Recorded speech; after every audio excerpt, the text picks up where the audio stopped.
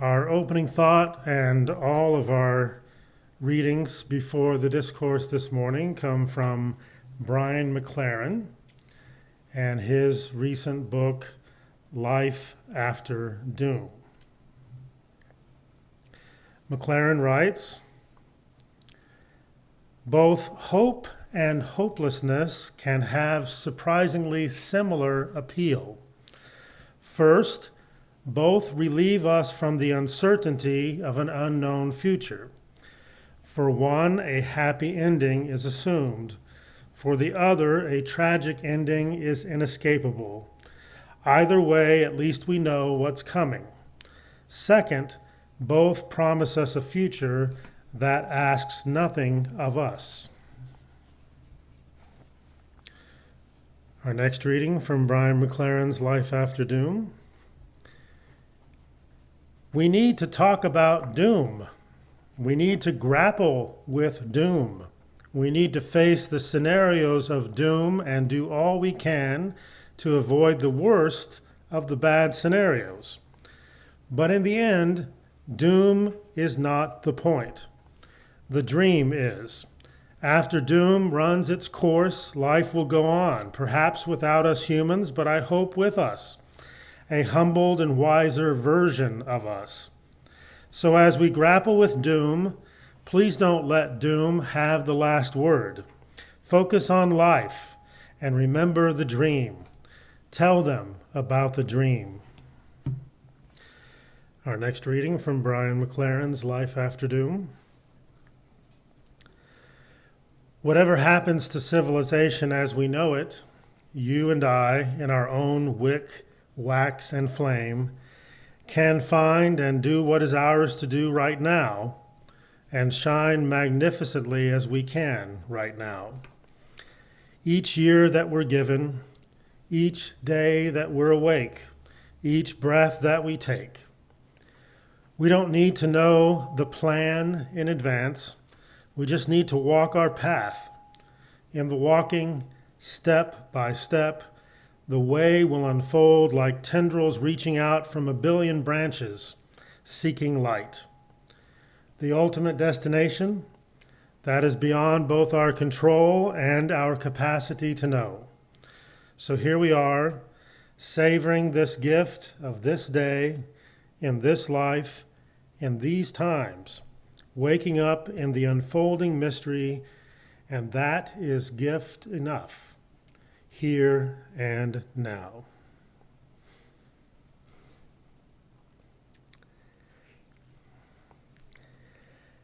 Those of you from my generation, maybe all of you have heard the Eagles song, Peaceful, Easy Feeling. Remember that one?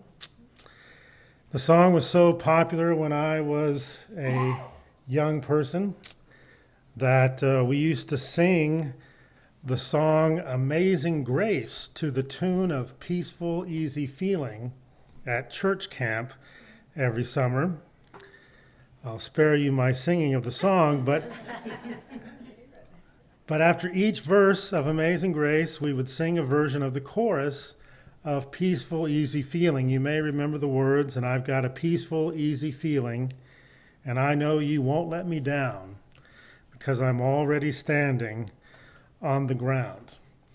I think in church camp we added solid ground just to make sure that we were being spiritual. Singing that song in church camp and at youth group is a nice memory for me, and I must admit that singing it together with my friends in junior high and high school gave me that peaceful, easy feeling that the song was all about. But when I look at the world today, when I look around us and look at the world today, I must admit that it does not give me that peaceful, easy feeling. The world right now is not giving me peaceful, easy feeling vibes. Borrowing words from author Brian McLaren's most recent book, titled Life After Doom, I'm getting more of what he calls, quote, an unpeaceful, uneasy, and unwanted feeling, end quote. Perhaps you are feeling it too, an awareness that things are not going well for humanity right now. Things are not going well for the earth, and there is a very real possibility that things are going to get worse, perhaps even much worse than they already are. Humanity, us, together, we have fallen into ways of being in the world that are not healthy, not desirable, and not good for persons or for the planet. We are warring with one another, we are exploiting one another, we are dehumanizing one another, and we are exploiting and despoiling the community of all creation. We have created a situation so dire that it seems that doom lies around every corner. Those who are awake to this reality may wish that they could go back to sleep and regain that peaceful, easy feeling. But once one is awake, it's almost impossible to ignore the fact that we as a people are walking through something akin to the darkest of valleys that the psalmist in Psalm 23 expresses so powerfully. You may remember the psalmist's words, "Though I walk through the valley of the shadow of death." It's tempting to simply want to escape the unpeaceful, uneasy, and unwanted feeling of doom that we experience in the current dark valley of our human existence. We might distract ourselves from it through entertainment or consumption. We might simply ignore it. We might even acquiesce to it and simply hope for a better world in the life after. There are some who even seem to openly embrace the doom as a necessary chapter in an apocalyptic story that they believe will lead to a new heaven and a new earth. I've told you about my professor and friend Paula Fredrickson, a scholar of early Christianity for whom I was a teaching fellow during graduate school at Boston University. Fredrickson would often say, quote, "Happy people don't write apocalyptic stories," end quote. Apocalyptic stories are a coping mechanism for people who have lost hope that things will get better in this world without some major outside interference or intervention. This morning, I would like to invite us to accept Brian McLaren's suggestion that we ought to avoid the temptations of escaping, ignoring, or distracting ourselves from the unpeaceful, uneasy, and unwanted feelings of doom that we may be experiencing in our current dark valley of human existence. And instead, ask ourselves this: how can we boldly and courageously love one another in this dark valley? How can we carry one another in this dark valley? How can we help the most vulnerable among us in this dark valley? How can we work for peace and justice in this dark valley? How can we bring light and hope into this dark valley?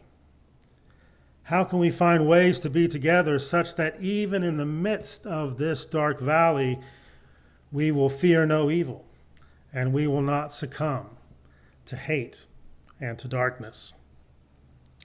How can we become a community that works together to express love, to do justice, and provide support for one another in the dark valley in which we currently find ourselves as humanity? In his book, Life After Doom, Brian McLaren outlines 4 possible scenarios for our future. And the first thing that he says before going into these scenarios is that we have to be awake to the reality that we're facing. Because if we're not fully awake to the reality that we're facing, if we don't open our eyes to it, it's going to be very difficult to avoid the worst of these four scenarios that he lays out for us in his book. The first scenario for our future, he calls collapse avoidance. Collapse avoidance. This scenario is the best case scenario for our future at the present time. It's a scenario in which we get our collective act together very, very quickly, very effectively, very efficiently, and find a way to avoid ecological and economic collapse.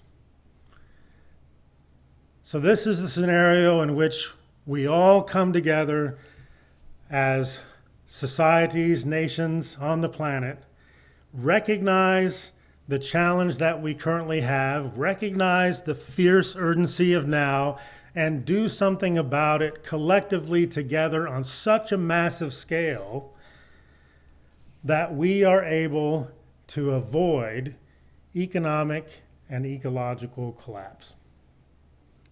Best case scenario. The second scenario, not so great as the first, but better than the others that are to come, is the collapse rebirth scenario. The collapse rebirth scenario. In this scenario, McLaren says we eventually get our act together, but not as quickly as we need to get it together to avoid a significant economic and ecological collapse. We get our act together, but not before some level of civilizational collapse occurs. The good news in scenario 2, collapse rebirth, is that there is enough left over after the collapse. There are enough human beings and enough resources and enough of our structures left over after this collapse to make a societal rebirth possible. It will be a radically different society than the one we have now, but a society nonetheless. Perhaps a society in which we are humbled, and hopefully a society in which we have gained wisdom from the past collapse to live together into the future in such a way that another collapse will not take place in the too near future. Scenario 2, collapse rebirth. The third scenario, I've already told you it's going to be worse than the second scenario, is what he calls collapse survival. Collapse survival. In this scenario, we don't get our act together and collapse occurs.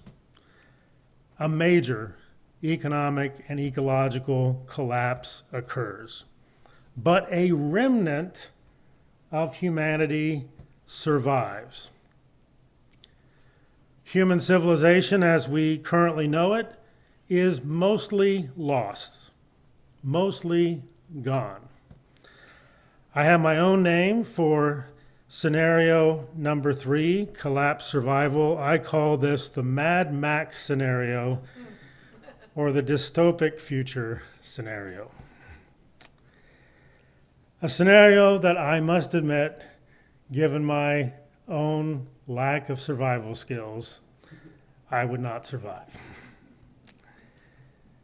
The fourth scenario is the worst, although some might say, if they're looking at the survival of the planet, maybe some would say it's not the worst, but for us humans, the fourth scenario is clearly the worst, and it is the collapse extinction scenario. In this scenario, we manage to screw things up so badly that humans go extinct. Earth will likely go on. Life will likely go on unless we do something extremely crazy with all of our nuclear weapons before we go extinct. But in the collapse extinction scenario, life will likely go on, but humans will not be here any longer. I call this the nice to know you scenario. We will be gone. Now, McLaren, as he's writing his book and he's going through these 4 different scenarios, he asks the reader to reflect on which scenario they believe is most likely to happen, and to think about, where they fall among the 4 scenarios right now, with the realization that they could change, that you can change your mind over time. He says, where do you think you are? So go ahead and think that in your own minds. I think we're probably in scenario 2, would be my personal view on that. But here's something I think that's important that McLaren says to all of us. He says, don't fixate on clinging to only one scenario as an outcome.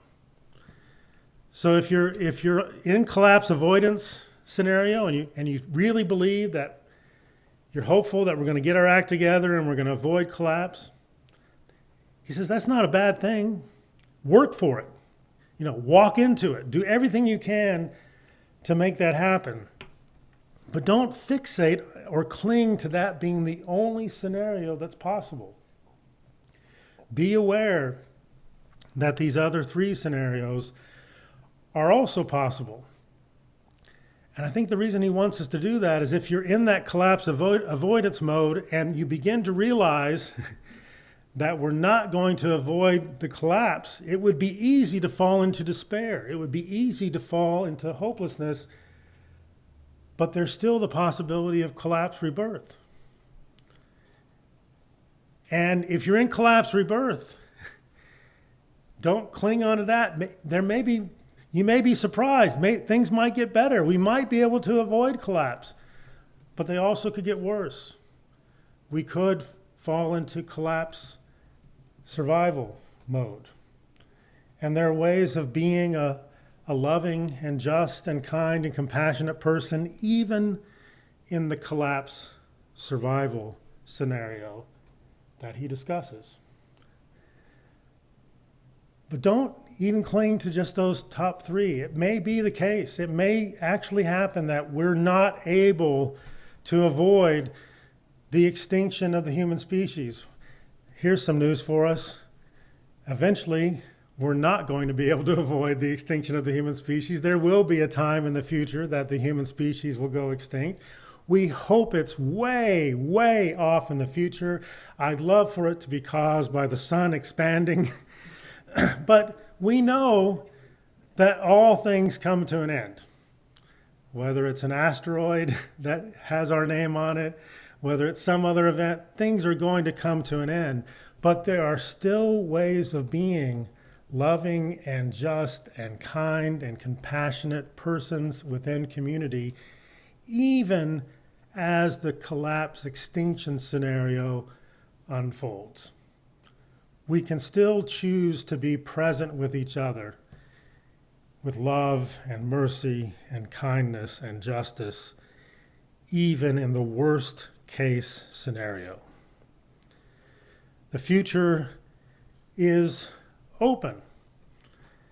Not completely open.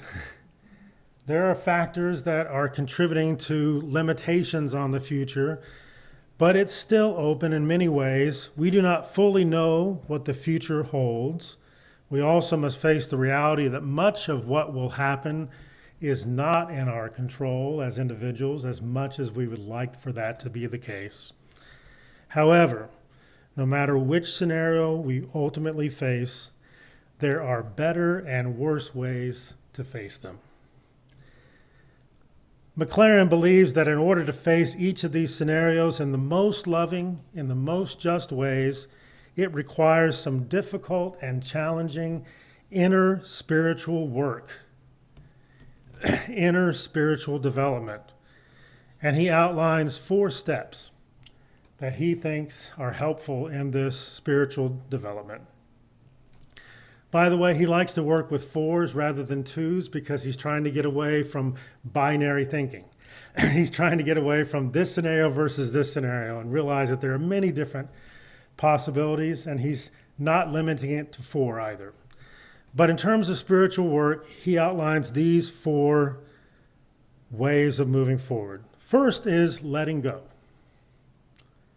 Letting go. He calls this a path of descent. He says we got to wake up to the reality that we face. We have to let go of the fact that we don't have control over it, and we have to be aware of what is really possible for our future, and that it's really possible that we might not be able to avoid the worst case scenario. We have to be awake to that. We have to be aware of it. Awareness, being awake, is the first step to being able to do something positive about it.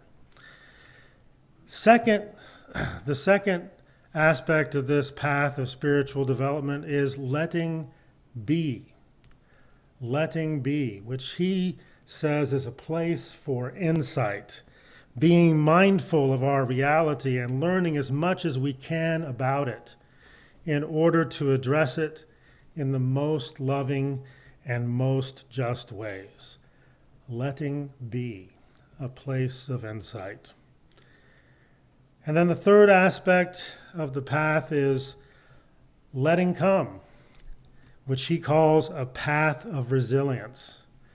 Finding ways to be more and more resilient in the face of the challenges that the world is bringing our way, in the face of our moving into these various scenarios of collapse.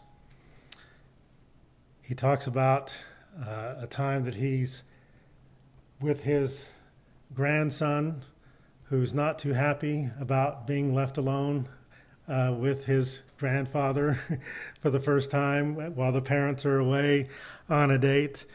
And he says, when he was a father, he might have said, suck it up, buttercup.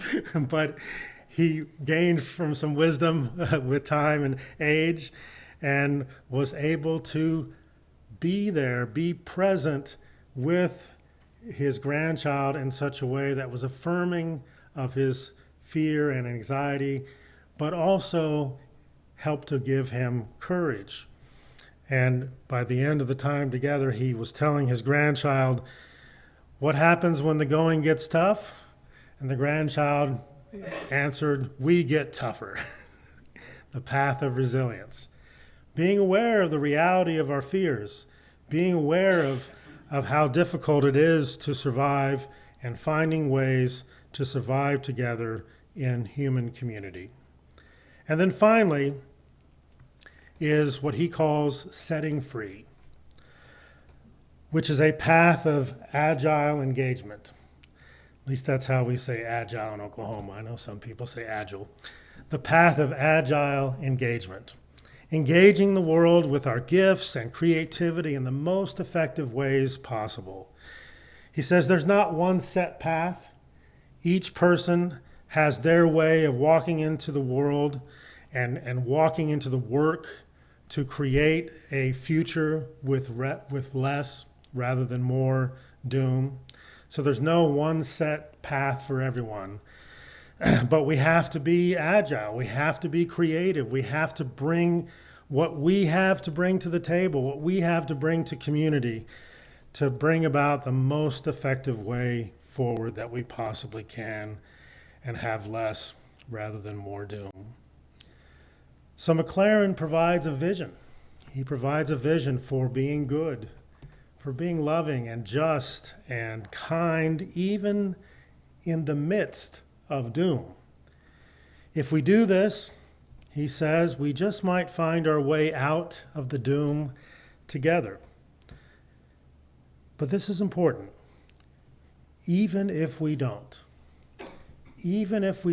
find our way out of the doom together, we will have brought love. We will have brought light. We will have brought justice into the world. And that's something. That's something. Our closing thought comes from Catherine Hayhoe. She says, the future we collectively face will be forged by our own actions. We cannot afford to be stopped by fear or shame. We must act with power, love, and a sound mind. Together we can save ourselves.